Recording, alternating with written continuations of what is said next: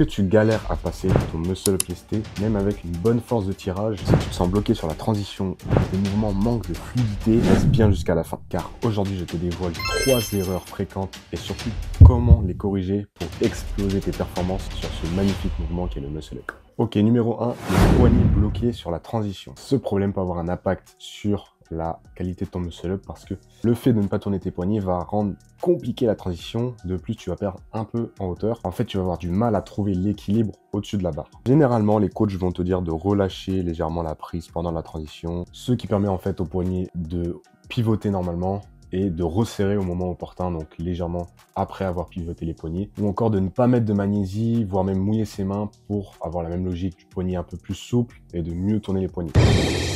Je ne dis pas que ces solutions ne marchent pas, ça peut sûrement marcher sur certains profils, mais je trouve ça quand même assez compliqué déjà en termes de coordination, de se dire ok, je serre, je desserre les poignets et je resserre pour les tourner, et en termes de force, parce que ne pas mettre de magnésie, ça diminue notre grip, notre force de préhension. Qui dit force de préhension en moins, dit moins de force développée.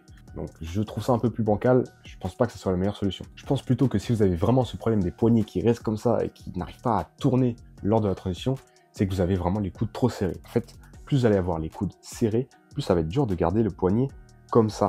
Imaginez avec une barre, vous avez le poignet comme ça. C'est dur de l'avoir vraiment comme ça. Vous voyez, même à vide, c'est dur de maintenir le poignet droit. Alors que quand vous avez les coudes un peu ouverts, regardez, naturellement, quand je vais ouvrir les coudes, les poignets vont légèrement s'incliner.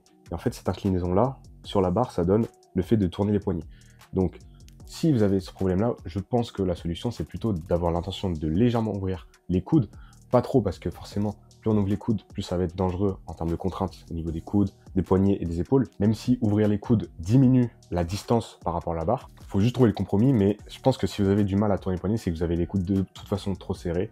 Donc, vous perdez rien à ouvrir légèrement les coudes. Enfin, pour finir sur ce point, il existe aussi des athlètes qui sont très forts et qui ne tournent pas leurs poignets lors de la transition. Mais pour moi, c'est pareil. Déjà, c'est plus dangereux en termes de contraintes, c'est plus dur. Et je pense que c'est pas parce que des gens le font que c'est forcément la solution. La deuxième erreur, ça va être d'avoir trop de balancement en muscle up lesté. Déjà, pour comprendre à quel point on doit se balancer, donc quel élan on doit avoir, on doit comprendre pourquoi on doit avoir un élan. L'élan, il nous sert tout simplement à avoir une position légèrement inclinée afin de mieux tourner autour de la barre. Parce que si on tire avec un muscle up sans élan, c'est très compliqué de passer à la transition, tout court, et en plus d'une manière fluide. C'est pas impossible, mais c'est très compliqué. Il faut vraiment avoir beaucoup de puissance, il faut vraiment avoir un gros niveau. On voit des athlètes très expérimentés le faire, mais c'est vraiment très compliqué. Ensuite, en termes plus techniques, la seule cause du balancement doit être l'application de la force gravitationnelle sur un corps en tension indéformable. Il faut comprendre par là que le muscle up va se créer au départ grâce à la boxe, grâce à notre intention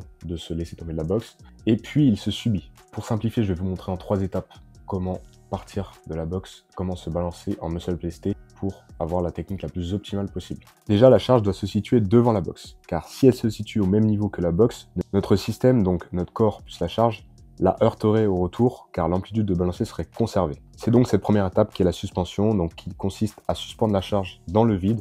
Donc, moi, je vous conseille de placer une jambe en contact avec la charge afin de pouvoir la diriger et l'orienter. Et de plus, garder une jambe en contact permet également de déporter davantage le centre de gravité du système, donc le poids plus le corps.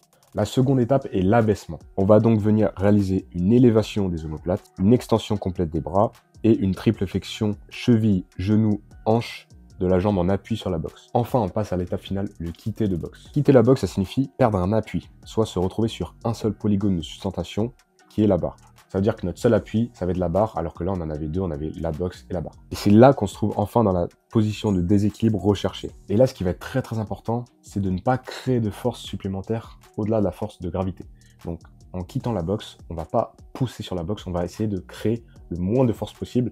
Donc, dans l'idéal, en fait, on devrait vraiment pouvoir simplement se laisser tomber de la boxe. Et donc, on va venir délicatement lever le pied qui est en appui sur la boxe, sans pousser dessus, parce que si on pousse sur la boxe, la troisième loi de Newton, action-réaction, s'applique et donc une force extérieure se crée. Ça paraît simple dit comme ça, mais ça demande beaucoup de technique, beaucoup de concentration, parce que qu'on soit à l'entraînement ou en compétition, on est hypé, il y a du bruit, etc., on a de la musique, et c'est très contradictoire de devoir faire un mouvement simple, un mouvement doux comme ceci. Bon, maintenant qu'on a dit tout ça, concrètement, quel balancement on va devoir prendre pour notre muscle up lesté? Ce balancement va être dépendant du contexte, du profil de l'athlète, de la charge et de la technique. La règle de base qu'on va devoir respecter, c'est qu'on va toujours chercher à avoir le moins de balancement possible, tout en s'assurant qu'il soit assez suffisant pour réaliser le muscle up. Donc le problème, c'est vraiment de prendre trop d'élan en muscle up lesté parce que ce qui change d'un muscle up au poids de corps, c'est qu'on a du coup de la charge additionnelle et avec beaucoup d'élan, on va déporter notre centre de masse vers l'arrière et c'est souvent pour ça qu'on a un retour de jambe en haut et qu'on ne peut pas, ou qu'on passe très difficilement la transition. Plus on va mettre lourd,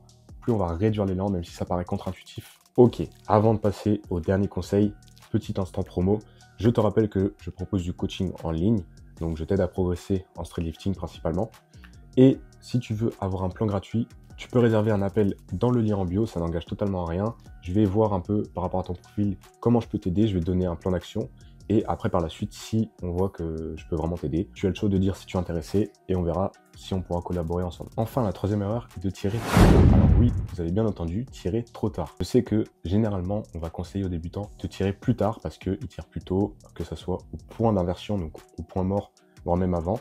Et là, moi, je vous dis l'inverse, je vous dis que l'erreur fréquente en muscle up lesté que moi je remarque, c'est de tirer trop tard. Et surtout, par des pratiquants expérimentés en endurance et au poids de corps, donc des pratiquants qui peuvent faire beaucoup de muscle-up au poids de corps, c'est surtout eux qui vont faire cette erreur. Pourquoi? Parce qu'ils veulent appliquer une technique de l'endurance sur du lesté, alors que ces deux mouvements ne sont pas les mêmes. Déjà, il faut comprendre que sur le muscle-up en général, l'objectif d'un bon timing, c'est de générer la force la plus verticale possible, tout en te permettant de tirer autour de la barre. Mais comme sur le point précédent, la différence avec du poids de corps, c'est qu'on a une charge. Et cette charge, elle doit se contrôler, elle doit se maîtriser. Et en tirant trop tard, ce qui est l'erreur, comme je vous ai dit, de beaucoup de pratiquants, on va, comme sur le balancement excessif, déporter notre centre de masse et du coup avoir un retour de jambe en haut, mal maîtriser la charge et donc rendre le muscle-up très compliqué, voire impossible. Donc pour vous donner un plan assez concret, l'amplitude du balancement va influer sur votre timing. Donc plus votre élan est minime, plus vous allez commencer à tirer au point d'aversion une fois que votre corps est complètement arrêté, voire légèrement avant. Il faut donc comprendre que le timing n'est pas le seul point essentiel et il sera souvent à mettre en relation avec l'amplitude du balancement. Et regardez, les meilleurs athlètes en muscle-up ne vont jamais tirer très tard, très longtemps après le point d'inversion. Donc je ne dis pas qu'il ne faut pas tirer après le point d'inversion, mais je vous conseille quand même de tirer un peu près au point d'inversion, surtout quand vous montez en charge sur votre muscle-up. Si cette vidéo t'a aidé à comprendre des choses sur ton muscle-up lesté, pense à laisser un like, commenter, t'abonner pour ne rien rater des prochaines vidéos où je vais tout le temps, comme d'habitude, donner un max de cheat code. Et n'oublie pas, si tu veux un accompagnement 100% sur mesure, 24 heures sur 24, 7 jours sur 7, avec le test coaching, tu peux réserver un appel gratuit via le lien en bio. Comme je t'ai dit, ça n'engage à rien, je te donne un plan concret. Et si par la suite tu es intéressé pour du coaching, on discutera ensemble.